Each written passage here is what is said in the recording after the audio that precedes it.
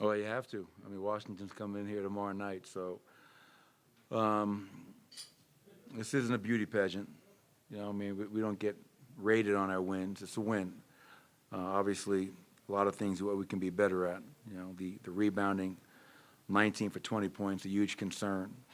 We gave them another 19 off our turnovers, so that's 39 points we allowed just off of offensive rebounds and turnovers. Another game where in the first quarter where we just came in the game, showed up, and kind of tried to ease our way into it, and they jumped all over us. And that's a recipe for disaster. We can't do that. We have to approach the game with urgency. So good win. You know, we're down 3 with 52 seconds to go. We closed out 8-0. Some really good late game execution, shot making, got some timely stops, but you know, give them credit. You know, they played their hearts out, and they made this a game. How much does this team need that Jamal Murray day in and day out? Yeah, I mean, and just like every quarter, you know, I mean, when Jamal is out there, you see what he does in the second half tonight. You see what he does late in the game in the fourth quarter. He takes over, huge shot making, and to be honest, Joker shooting only 16 shots, Jamal only shooting. I got to get those guys more field goal attempts. I got to get those two guys 20, 25 shots a game. Easy. And that's no disrespect to anybody else, but, I mean, we need those guys to carry the offensive load. But, I mean, Jamal stepped up, made some big plays, and when we needed it. You know, we had an ATO play, down 3, really well executed. The guys did their job. Nikola gets a three-point play. We tie it. And then Jamal's plays behind that, you know, and a big pull-up 3. And then Russ comes in for defense, and he gets a huge steal just to kind of to cap the game off. So wasn't pretty, a lot to clean up, but, you know, that helps us in the standings with 15 games to go. Coach, is Washington the type of opponent that a game like this is good for? Because you say, No. the gas for anything. No. Don't have to. They already beat us. Right. I mean, like, no matter what happened tonight, even if we won by 40, lost by 40, Washington already beat us. So, like, tomorrow night's game, if there's any, like, oh, we got these guys, that's what we thought last time we played them, and they beat us in their building. So, and they're a little bit different team. They've made some trades. They've got different guys playing for them, Marcus Smart, Chris Middleton. So this tomorrow night will be our 5th game in 7 days. So that worries me more than anything is the 5 games in 7 nights. But when you're playing against a team that's already beaten you, that should be all the attention you need going into tomorrow night's game, in my opinion.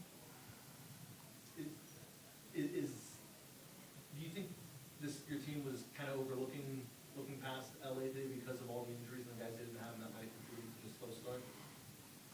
I don't know. I mean, I don't think so. I mean, we spent all day talking about how this game has nothing to do with who plays for them. This game is all about us because you only have 16 games remaining.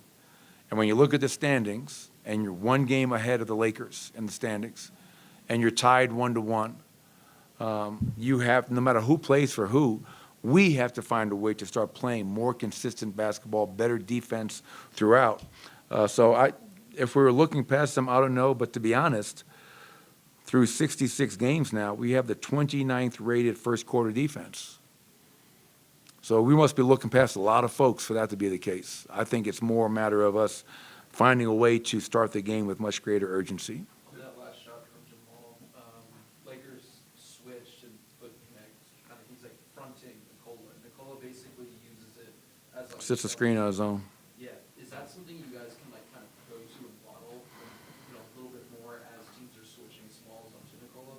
Yeah, and not only were they switching, but Jamal couldn't make the pass because Christian Brown's man on the wing, Jordan Goodwin, was sitting in Nikola's lap. So he literally had 3 guys on him.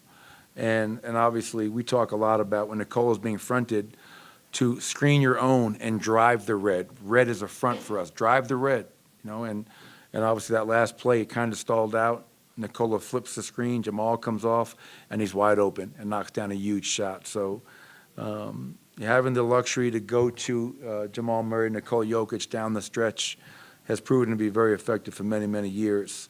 And tonight was another example of that. You said you're on 5 and 7. Wednesday, you say, I've got to get these guys lower minutes, more rest, time off, and then you're talking about the standings. What's got to give here? Because it's. They had off yesterday. It's going to be hard to keep pace for the seeding Ryan liked that one. That's a good one, right? and get rest. It's going to be really hard, if not impossible. I mean, that's the reality. I mean, I'll go back there and convene with the training staff to see, you know, what our thoughts are for tomorrow night. I mean, well, Nicola missed 5 free throws. When's Nicola ever missed 5 free throws? I don't recall him ever missing 5 free throws. And I think, you know, and he won't admit it because he's just that's who he is. But you can't tell me that, you know, the elbow and everything else is, you know, is irritated and bothersome right now. But yeah, next week at least we don't have any back-to-backs. It's a game every other night. And I mean that's, I know I'm joking about it, but sometimes that rest is, you know, not doing a damn thing and letting guys stay off your feet, stay away. So it's mental, it's physical, it's emotional. And if we have to start looking at games, we can, because the reality is this. With 15 games to go, did Memphis lose tonight? Yes. So we're in second place with 15 games to go. If I told you that we're going to finish the season in 7th place, it's not out of the realm of possibilities. If I tell you we're going to finish the season in 2nd place, that's very realistic. A lot of things, because you think about it, we got the Lakers, we got Golden State twice, Houston twice, Minnesota once. There's a lot of teams that we're competing with that we have to play coming up. And those head-to-head matchups and outcomes are big, big differentials. So, you know, we'll continue to communicate, check in with our guys, and see what we have to do. What's the balance for you? What's the balance for you showing grace to your guys and, you know, knowing when to you know, coach them a little harder?